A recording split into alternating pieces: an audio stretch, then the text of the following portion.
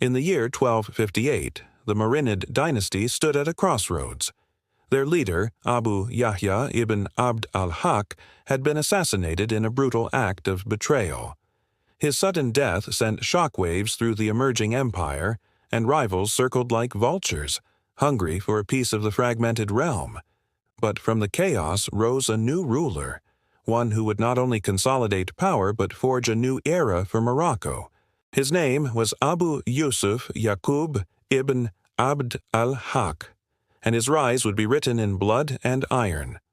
Abu Yusuf Yaqub inherited a throne stained with uncertainty. The Almohads, though weakened, still held sway in parts of Morocco. The Hafsids in Tunisia and the Zayyanids in Tlemcen watched the Marinids closely, eager to pounce at any sign of weakness. Fez, the jewel of the land and the ultimate symbol of legitimacy, remained just beyond his grasp.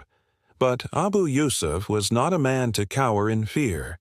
He was a warrior, a strategist, a king with a vision forged in battle and sharpened by hardship. And that vision began with the conquest of Fez. Fez was more than a city. It was a symbol of power, a cultural epicenter, and a strategic stronghold. It had been the heart of the Almohad presence in Morocco, and as long as it remained in enemy hands, the Marinid claim to supremacy would remain incomplete. So, in 1269, Abu Yusuf made his move. He gathered his forces, veterans of countless desert campaigns and mountain ambushes, and marched upon the city. The siege of Fez was long and merciless. For months, the Marinids pressed forward, cutting off supplies and isolating the defenders. They dug tunnels beneath the walls, setting fires to weaken the foundations. They built siege towers and catapults, bombarding the walls day and night.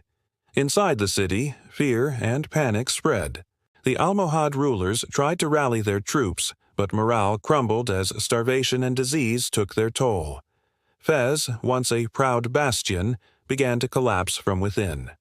Not all within Fez remained loyal to the Almohads. The population, suffering under siege, began to question their allegiance. Secret negotiations started between Marinid agents and disgruntled city leaders. Promises were made. Betrayals were set in motion. And finally, on a moonless night, the gates of Fez creaked open from within. Marinid warriors poured into the city, cutting down any resistance. By dawn, the banners of Abu Yusuf flew high over the city's ramparts. Fez had fallen. The last great stronghold of the Almohads in Morocco was no more. But Abu Yusuf was not content with conquest alone. He understood that ruling required more than swords and blood. He moved swiftly to rebuild Fez. He restored infrastructure, reopened trade routes, and invited scholars and merchants to settle in the city. He commissioned madrasas, mosques, and caravanserais, turning Fez into not just a political capital, but a thriving center of learning and culture. Yet his ambitions stretched beyond Morocco. Abu Yusuf turned his gaze eastward toward the Zayyanid dynasty in Tlemcen.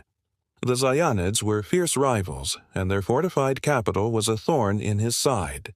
From 1271 to 1284, he waged a series of sieges against Tlemcen. His strategy was methodical. He built encampments and fortified positions around the city, starving it of resources. He used psychological warfare, spreading rumors of betrayal within the walls. Though the city held firm, its strength was sapped, and its influence waned. Abu Yusuf was not just a conqueror, he was a long-game tactician, patient and relentless.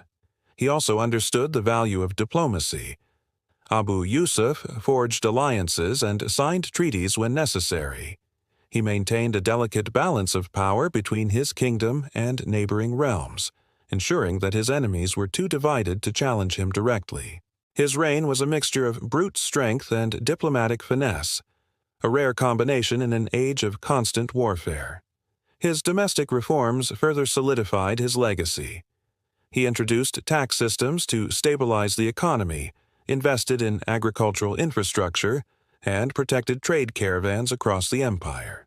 Under his rule, the Marinid state began to resemble a true empire, not just a military machine but a functioning, thriving civilization. By the time of his death in 1286, Abu Yusuf had transformed Morocco. He had crushed the Almohads, secured Fez, weakened the Zayyanids, and brought peace and prosperity to his people. His legacy would be felt for generations.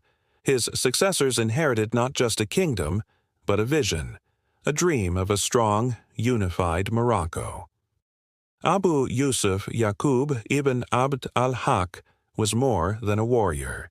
He was a builder of nations, a master of politics and war, a king whose ambition reshaped the destiny of North Africa. His journey was one of fire and brilliance, a saga of power, resistance, and rebirth. And though the sands of time may have buried many rulers, his name remains etched in stone. If you enjoyed this journey into the rise of the Marinid dynasty, don't forget to like this video, leave a comment with your thoughts, and subscribe for more epic historical content. Hit that notification bell so you never miss a new episode. Thank you for watching.